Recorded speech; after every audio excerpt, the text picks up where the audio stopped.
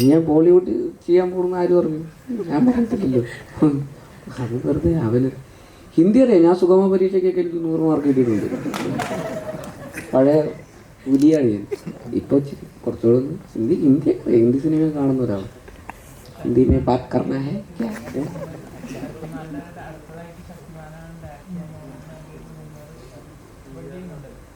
എനിക്കറിഞ്ഞൂടാ. ഞാൻ പണ്ട് കണ്ടിട്ടുണ്ട് ശക്തിമാൻ. നല്ലതാണ്. ഇല്ല, എനിക്കറിയില്ല.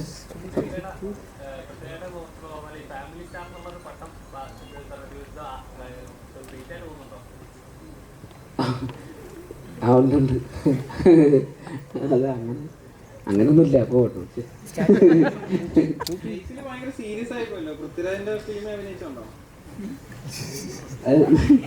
ഞാനല്ല പാട്ടൊക്കെ പാടിയത് കണ്ടായിരുന്നു. ഈ പിന്നെ അങ്ങനെയൊന്നുമില്ല. ഇതിപ്പോൾ ഇങ്ങനെ എല്ലാവരും ഇങ്ങനെ സീരിയസ് ആയിട്ടിരിക്കുന്നതുകൊണ്ട് ഇനി ഉറക്കം കിട്ടിയില്ല. ഇന്നലെ അതിൻ്റെ ഒരു പ്രശ്നമുണ്ട്. നന്നായിട്ട് ഉറങ്ങിയിട്ടൊക്കെ വന്ന് ഭയങ്കര കോമഡിയാണ്.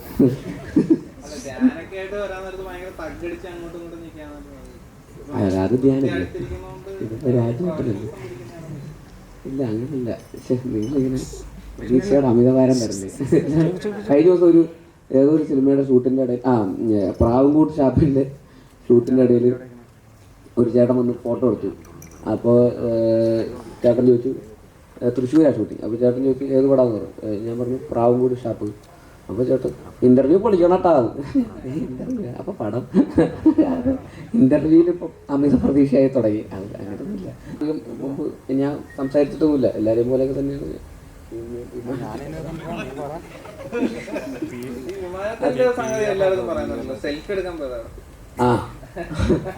ഞാൻ ഒരു ഫോട്ടോ എടുക്കാൻ വേണ്ടി പോയതാ. അപ്പൊ അന്ന് ഒരു പ്രാവശ്യം ഈ സിനിമയ്ക്ക് മുമ്പ് ഒറ്റ പ്രാവശ്യം ഞാൻ രാജുവേട്ടനെ കണ്ടിട്ടുള്ളൂ. അത് വിമാനം എന്ന് പറയുന്ന സിനിമയുടെ സെറ്റിൽ ഞാൻ അതുവഴി പോയപ്പോൾ ഒരു ഫോട്ടോ എടുത്തിട്ടുണ്ട്.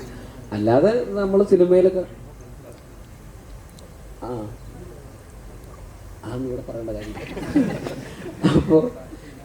അപ്പോൾ അങ്ങനെ അപ്പോൾ ഞാൻ ഭയങ്കര ഫാനാണ്. അപ്പോൾ അത് കാരണം ഇതിൻ്റെ സെറ്റിൽ വന്നപ്പോൾ ഞാനും സിനിമയിലൊക്കെ കണ്ടിട്ടുള്ള അല്ലെങ്കിൽ ഇൻ്റർവ്യൂസിലൊക്കെ കാണുന്ന അല്ലെങ്കിൽ റീലിലൊക്കെ കാണുന്ന രാജുവേട്ടനാണ് എൻ്റെ മുമ്പിൽ. അപ്പോൾ എനിക്കും കുറച്ച് പേടിയുണ്ട്. മോണിറ്ററിന് പുറകിൽ ഇങ്ങനെ ഇരിക്കുന്നത്. നമ്മളൊക്കെ കൂടെ ഇങ്ങനെ ഗ്യാങ് ആണല്ലോ. അങ്ങനെയൊക്കെയാണ്. അപ്പോൾ ആദ്യമൊക്കെ അങ്ങനെയായിരുന്നു. പിന്നെ നമ്മുടെ ഒരേ വൈബാന്ന് മനസ്സിലായി. പിന്നെ ഭയങ്കര കോമഡിയായിരുന്നു. തമാശയൊക്കെ പറയും. അങ്ങനെ ടിപ്സോ അല്ല, ഞാൻ ഇങ്ങനെ ചോദിക്കും. അല്ല, ഞാൻ നേരത്തെ പറഞ്ഞില്ലേ ഇന്ന് രാവിലെയും കൂടെ ചോദിച്ചത് ടിപ്പ് ചോദിക്കല് തന്നെ ഫുൾ ടൈം ടിപ്സ്. അപ്പോൾ അല്ല, എനിക്കിതൊക്കെ എങ്ങനെയാണ് ഇതെല്ലാം കൂടെ മാനേജ് ചെയ്ത് കൊണ്ടുപോകുന്നത്? എങ്ങനെയാണ് ഇതിൻ്റെ ഒരു സിനിമ എന്ന് മാത്രം ആലോചിച്ചുകൊണ്ട് ജീവിക്കുന്ന ഒരാളാണല്ലോ. Full time cinema. ഒരുപാട് ഇൻ്റർവ്യൂസിലൊക്കെ സംസാരിക്കുന്നതും അദ്ദേഹത്തിൻ്റെ ഒരു വിഷൻ, ഒരു മലയാള സിനിമയെ റെപ്രസെൻ്റ് ചെയ്യുന്നു, ഒരു ബ്രാൻഡ് അംബാസഡർ എന്നൊക്കെ രീതിയിൽ പുറത്തേക്ക് ഇതിനൊക്കെ. അപ്പോൾ ഇതൊക്കെ അങ്ങനത്തെ ആസ്പിറേഷൻസ് ഉള്ള ഒരാൾ. അപ്പോൾ ഇതൊക്കെ എനിക്ക് ഭയങ്കര, ഞാനും അങ്ങനെ കുറച്ച് അംബീഷ്യസ് ഒക്കെ ഉള്ള ഒരാളാണ്. അപ്പോൾ എനിക്കും ഈ പറയുന്ന ഭയങ്കര റിലേറ്റബിളാണ് അങ്ങനത്തെ കുറേ കാര്യങ്ങളൊക്കെ. അപ്പോൾ എനിക്കും ആഗ്രഹമുണ്ട് ഇതൊക്കെ എങ്ങനെയാണ് ഇതൊക്കെ കൂടെ മാനേജ് ചെയ്ത് എങ്ങനെയാണ് കൊണ്ടുപോകുന്നത്. കണ്ടിന്യൂസ്ലി ഇങ്ങനെ കൺസിസ്റ്റൻ്റ് ആയിട്ട് ഇതെല്ലാം മാനേജ് ചെയ്ത്, പിന്നെ അവിടെ എങ്ങനെയാണ്, അവിടുത്തെ വർക്കിംഗ് എങ്ങനെയാണ്, ഇവിടെ എങ്ങനെയാണ്, ഇവിടുത്തെ സ്റ്റൈൽ ഇങ്ങനെയൊക്കെ ആയിട്ട്. പിന്നെ പഴയ കഥകൾ, ഒരുപാട് സിനിമകളിലെ കഥകളും തമാശകളൊക്കെ അങ്ങനെയൊക്കെ. ഇപ്പോൾ ചെറിയ പ്രായത്തിൽ സിനിമയിൽ അഭിനയിക്കാൻ തുടങ്ങിയ ഒരാളെന്നുള്ള രീതിയിൽ ഇത്രയും വർഷത്തെ എക്സ്പീരിയൻസ് ഉണ്ടല്ലോ. അപ്പോൾ ഫിലിമിൽ ഷൂട്ട് ചെയ്യുന്നു, ഡിജിറ്റലിലേക്ക് വന്നപ്പോൾ അത് ഷൂട്ട് ചെയ്യുന്നു, പല ആർട്ടിസ്റ്റുകളുടെ കൂടെയും പല ഡയറക്ടേഴ്സിൻ്റെ കൂടെയൊക്കെ ഒരുപാട് സിനിമകൾ വർക്ക് ചെയ്തിട്ടുണ്ട്. തെലുങ്കിൽ ചെയ്യുന്നു, ഹിന്ദിയിൽ ചെയ്യുന്നു, അങ്ങനെ പല ഭാഷകളിൽ ചെയ്യുന്നു. അപ്പോൾ എല്ലാത്തിനെക്കുറിച്ച് നമുക്ക് കുറേ കാര്യങ്ങൾ, കഥകളൊക്കെ ചോദിക്കാനുണ്ട്. അവരൊക്കെ എങ്ങനെയാണ് ഇതിൻ്റെ പരിപാടി, ഇവരെങ്ങനെയാണ് പ്രശ്നം, ഇങ്ങനെയൊക്കെ നമുക്ക്. അപ്പോൾ അങ്ങനെ ഒരുപാട് ചോദിക്കാനുണ്ട് ആക്ച്വലി. അപ്പോൾ അങ്ങനെ ഞങ്ങൾ ഇടയ്ക്കിടയ്ക്ക് ഇങ്ങനെ ഞാൻ ടിപ്സ് ചോദിക്കാറുണ്ട്. എനിക്ക് ബേസിൽ ഒരുപാട് വർക്കൊക്കെ ചെയ്ത് ഇങ്ങനെ ടയർഡൊക്കെ എഴുതിയിട്ടില്ലെങ്കിൽ ഒരുപാട് കാര്യങ്ങളൊക്കെ ഏറ്റെടുത്ത് ചെയ്യാൻ നേരത്ത് വിനീത് ശ്രീനിവാസൻ ഇടയ്ക്ക് വിളിച്ചിട്ട് ചോദിക്കും, എടാ നീ ഓക്കെ അല്ലേ എന്നിങ്ങനെ ചോദിക്കുമെന്ന് പറഞ്ഞിട്ടുണ്ട്. അതൊക്കെ നമ്മുടെ വൃത്തിക്ക് പറ്റിയ സംഗതിയാ. ഈ എല്ലാം കൂടെ ആ പരിപാടിയാണോ ഈ പറഞ്ഞിരുന്നത്?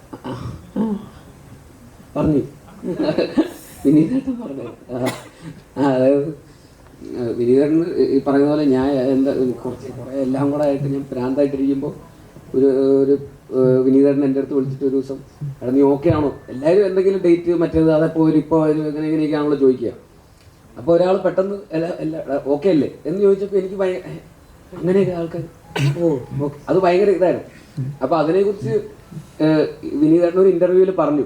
അപ്പോൾ അതിൽ വിനീതേട്ടൻ സംസാരിച്ച് എല്ലാവർക്കും പൃഥ്വിരാജ് ആവാൻ പറ്റൂല്ലോ, അതുകൊണ്ട് ഞാൻ അവൻ്റെ അടുത്ത് ഓക്കെ ആണോ എന്ന് ഞാൻ ചോദിച്ചു എന്ന് അങ്ങനെ പറഞ്ഞായിരുന്നു. അപ്പോൾ അതൊക്കെ തന്നെയാണ് എനിക്കും അറിയുന്നത്, എങ്ങനെയാണ് അങ്ങനെ ആകുന്നത്.